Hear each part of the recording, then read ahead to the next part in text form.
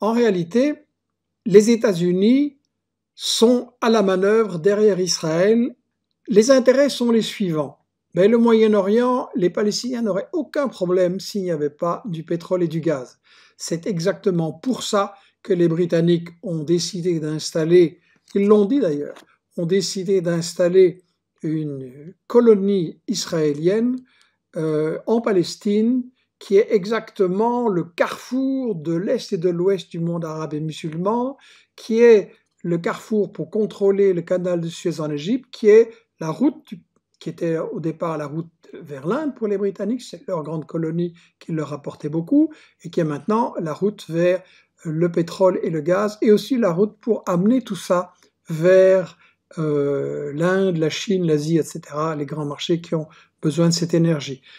Et donc, il y a au Moyen-Orient des valets, des laquais qui obéissent à ça. Les Saouds, ils ont été placés au pouvoir par les Britanniques alors qu'ils étaient minoritaires et détestés, justement pour être le concierge du pétrole qui fournissait très gentiment et pour rien du tout le pétrole aux Britanniques et puis aux États-Unis. Les Émirats arabes sont du même tonneau.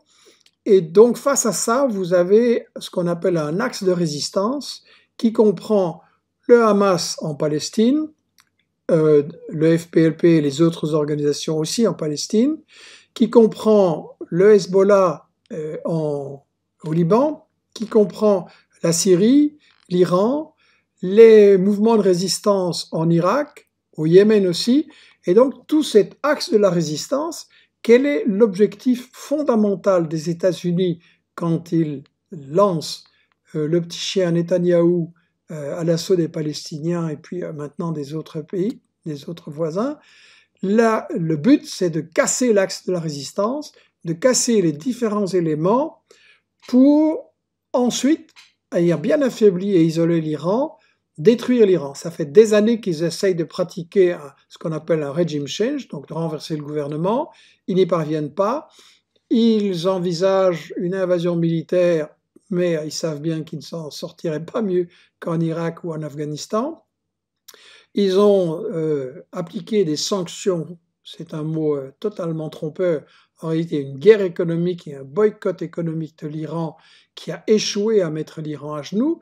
Et maintenant, le but de l'opération, c'est de s'en prendre à l'Iran. Et d'ailleurs, ce n'est pas par hasard que Netanyahou a provoqué l'Iran en espérant que l'Iran allait tomber dans le piège et qu'on allait pouvoir déclencher une guerre pour renverser le gouvernement en Iran.